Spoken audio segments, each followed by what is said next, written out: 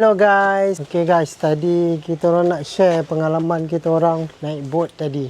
Dekat sini tadi kan, masa korang naik boat tu, korang boleh rasakan macam satu tempat yang lain lah kan.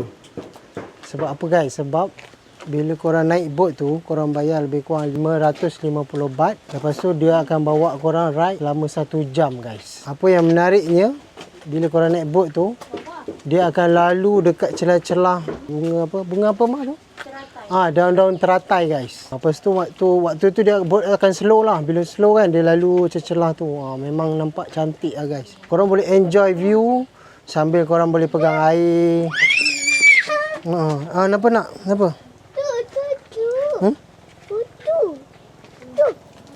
Oh, tu. Tu dia bayi. Anak kacau pula. Kenapa?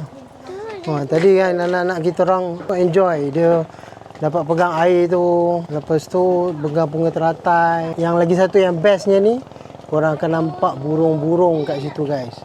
Lepas tu ada burung tu, aku dapat capture sekejap je lah. Burung tu tengah makan ikan guys. Dia tengah tangkap ikan tu, dia nak makan. Yang tu paling best lah guys. Tapi itulah shot dia tu sekejap je lah. Okay, lepas tu bila korang dah ride boat tu, dia akan bawa kat satu tempat ni. Lepas korang lalu je dekat bawah macam flyover tu kan. Kat depan tu dia akan bawa untuk satu spot tu untuk bergambar guys. Untuk bergambar. Tempat tu macam lapang. Dia ada rumput kapet. Kat situ korang akan ambil gambar. Korang akan lepak situ dalam 10 minit macam tu. Lepas tu baru diorang gerak. Tapi aku sarankan korang pakai selipar sebab takut basah. Kalau pakai kasut basah, air tu boleh masuk dalam kan. Lepas tu tips yang kedua, korang bawa handphone je.